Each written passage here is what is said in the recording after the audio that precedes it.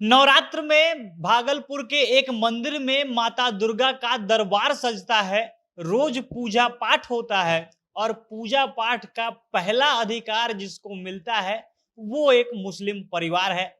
पिछले 100 वर्षों से ये मुस्लिम परिवार इस दुर्गा मंदिर में, इस दुर्गा पंडाल में सबसे पहले पूजा करता है। और जब तक ये लोग पूजा ना करें, अपना काम जो इन लोगों का पुराना परंपरा चला आ रहा है वो ना हो, तब तक इस मंदिर के पुजारी भी पूजा नहीं करते हैं। अब जैसा कि आपने भोजपुरी गानों में हमारे यहाँ के दुर्गा नवरात्र को लेकर जो भी गाने हैं, उसमें सुनते होंगे कि माता को जगाने की एक परंपरा होती है। सुबह-सुबह उनको गानों से, यहाँ तक कि जो भी संगीत के वाद्य यंत्र हैं, उसको बजाकर माता को जगाने की परंपरा है। और यही जगाने की जो परंपरा है, एक मुस्लिम परिवार पिछले 100 साल से करता चला आ रहा है और इनकी इज्जत एकदम पुजारी जैसे है।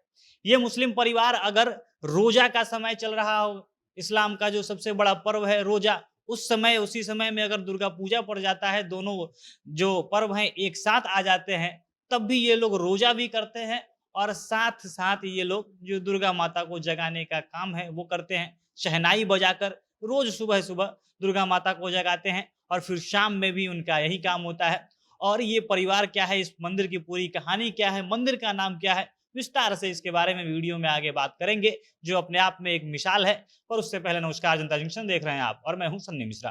कैमरे के पीछे हमारे साथी विशाल खड़े हैं। भागलपुर का एक मंदिर है, नाम है बाबा बूढ़ानाथ मंदिर। और इस मंदिर में जो काम होता है नवरात्र के समय खासकर, ये पूरा मंदिर और यहाँ की परंपरा गंगा जमुनी तहजीब की मिसाल बनी हुई है। यहाँ पर कोई सांप्रदायिक चीज नहीं होती, कोई धर्म को लेकर बंटवारा नहीं है। और यहाँ पर जो दुर्गा माता का पंडाल सजता है, यहाँ पे मुस्लिम परिवार आकर रोज सुबह सुबह सबसे पहले दुर्गा माता का पूजा करते हैं, उनको जगाते हैं। अब होता क्या है कि 100 वर्ष पहले की बात है, अभी जो ये परिवार है इसकी तीसरी पीढ़ी चल रही है।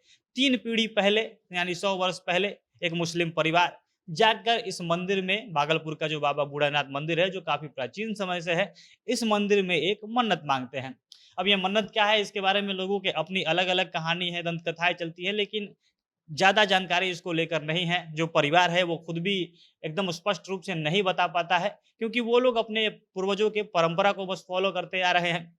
अब इस परिवार ने जो मन्नत माँगी थी, काफ़ी इंतज़ार के बाद, हर जगह से थकने के बाद वो लोग आकर ये भागलपुर के बाबा बूढ़ानाथ मंदिर में मन्नत माँगते हैं और वो मन्नत तुरंत पूरी हो जाती है। इसके बाद जैसे उन्होंने मन्नत माँगी थी, ये लोग शहनाई वादन का काम करते थे और रो उसके बाद जब मन्नत पूरा हो जाता है, तो हर साल जब शारदीय नवरात्र आता है, तो नवरात्र में सबसे पहले ये लोग 9 के 9 दिन सबसे पहले उठते हैं और सुबह-सुबह 4 बजे ये लोग जाकर उस मंदिर के प्रांगण में शहनाई बजाते हैं। शहनाई बजाकर माँ दुर्गा का आह्वान करते हैं, उनको जगाते हैं। उसके बाद जो बाकी का पूजा-पाठ होता है, मंदिर के पुजारी हैं, तमाम पंडित हैं, वो लोग आकर पूजा करते हैं। भक्तगणों का भी खूब एकदम जुटान होता है, वो सब लोग पूजा करते हैं। लेकिन सबसे पहले पूजा का जो शुरुआत होती है, इसी परिवार के द्वारा होती है।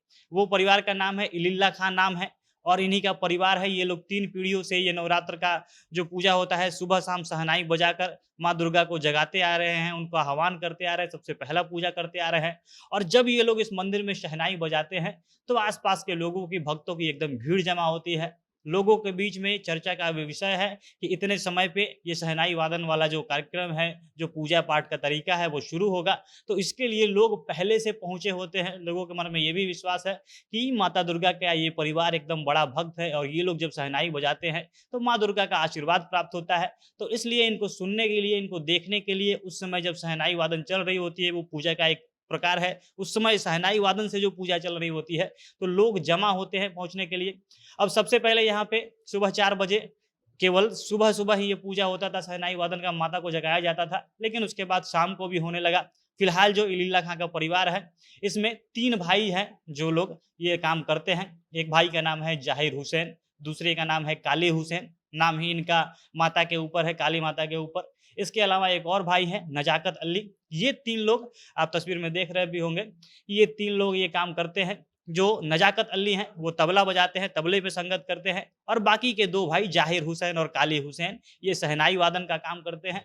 और जब ये लोग मंदिर के प्रांगण में पहुँचते हैं, तो इनके साथ-साथ तमाम लोग जाते हैं, खूब अच्छे से ये पूजा पाठ होता है, शहनाई वादन करके माता को जगाया जाता है।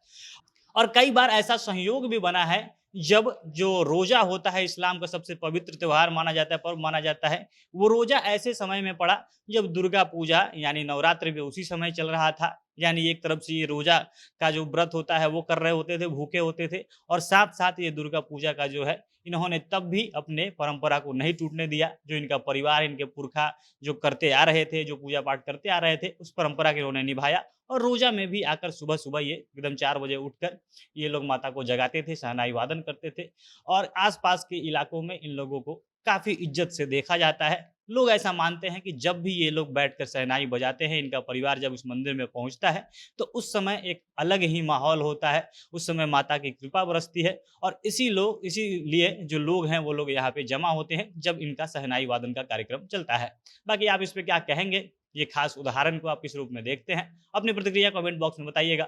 जनता जंक्शन देख रहे थे आप, बहुत-बहुत धन्यवाद।